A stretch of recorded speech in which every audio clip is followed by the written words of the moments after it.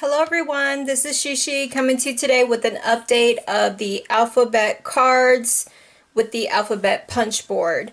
Now, I just wanted to give you an update on the B cards that I created yesterday. I did go ahead and decide to do a letter B on the other side, but I just did not punch the holes. So it does look a little bit better, but I do still have room to do my sentiment. So all you do is just punch on this side, but you don't punch the holes, and then you round the corners at the bottom of the punch. But why I came on is just to show you some examples of letters that I tried. Here's the letter R. It's still connected, and then I just left this area blank and rounded, the R like I would if I was punching, but I did not leave. I left this area blank, so it still has the shape of the R card. And I did the letter A like this, and then I did the shape. Now, to get this rounded effect, I punched through 2 layers of cardstock, and I used a 60-pound weight. So you would do this at your own risk. So I just want to let you know that there are some cases where the punch board will allow you to punch through 2 layers of cardstock. So again, punch at your own risk. But I was able to punch this area so that I could get this corner to round. So I just wanted to come on and let you know that I was able to do the A. So that is a challenge, but it's up to you if you want to risk your board and punch. But I did it at 60-pound cardstock, and it was, I believe, Recollections that I used. So I did that, and like I said, you can't really punch the corner right here at the bottom. It won't allow you to. You really need to fold it in half to do that. It's a really difficult punch. So again, that one was a challenge. I did the letter D as I showed. Now, when you have cards like this, I did the acetate right here because it's really flimsy, having this hole right here. So that's why, with my letter B card, I did the acetate right there. It just looked better to me, and I embossed it. Here's the card that I did, and I finished it, and then I put another B on the inside. So this one is done, and I did it for birthday. But I do have a relative, my dad, his name is Bill, so I could still do some cards for him, like monogram cards if I wanted to. But these cards are relatively small, so I can only imagine that they would be good for like gift bags. Like if you want to accompany a little small card for a gift bag or something, that's what I would use them for. They're not really that big, they're only like 3 by 5. So again, now the challenge, this is why I came on, was the M. So I did D, R, A, and B. I don't foresee doing any other letters. I mean, you can try an E, but it reveals too much of the letter and the sentiment. So you can do F, you can do E.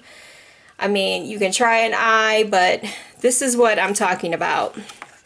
For the M, it's 5 by 5.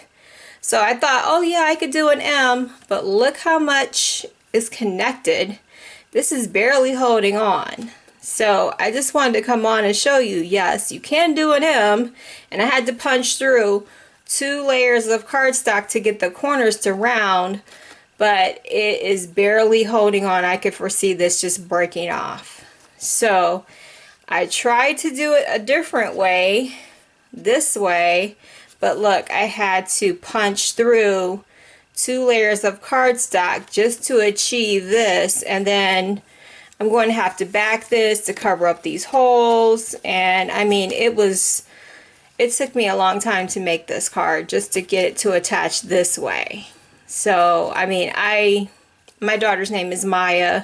So if I were to make her some cards, I mean, yes, it can be done, but really, would you want to go through the extra trouble to make an M card? It's all up to you. I mean, I guess you could make a card to represent Merry Christmas, and that's what I did in this case. I have an embossing folder with some sentiments for Merry Christmas that represent Christmas, so I just embossed the M. I put some acetate because this, as you can see, it's really flimsy. See, this just wiggles around a lot. So yes, you can do alphabet cards, but it's really flimsy. As you can see, you need some stability for these kind of cards. So I have acetate right here, and then I also created another M and backed it on the other side, and then I'm going to have to make another M, which I'll probably cut this in half since it's so flimsy, and back this to hide that M, and then I'll probably have to do another one to back this side to hide this part. So it's going to be a really sturdy card, but it takes a lot of work just to get this to connect. So I mean, I've already started the process to see if it would work, but as you can see in this direction of the card, I'm going to flip to the page of the M. The way the directions tell you to make this card, or to make the M, the way it's punching and the way your card stock is scored, you would have to punch the M's this way. So it's really difficult to do it any other way with the paper that you have. So yeah, it was a really hard challenge to do the M any other way other than to punch through 2 layers of cardstock just to get the M's to go through that way. And then I had to also punch through 2 layers to get them to round. So anyway, I just want to come on, share with you my findings. Many of you had made some comments that, you know, I could try to do other letters. Yes, you can, but it's really difficult depending on the engineering of the board and how you have to do the punches. It's only certain letters. Not every letter is a alphabet card. So anyway, that's my time. I wanted to give you an update. So take care, everyone, and have a fabulous day.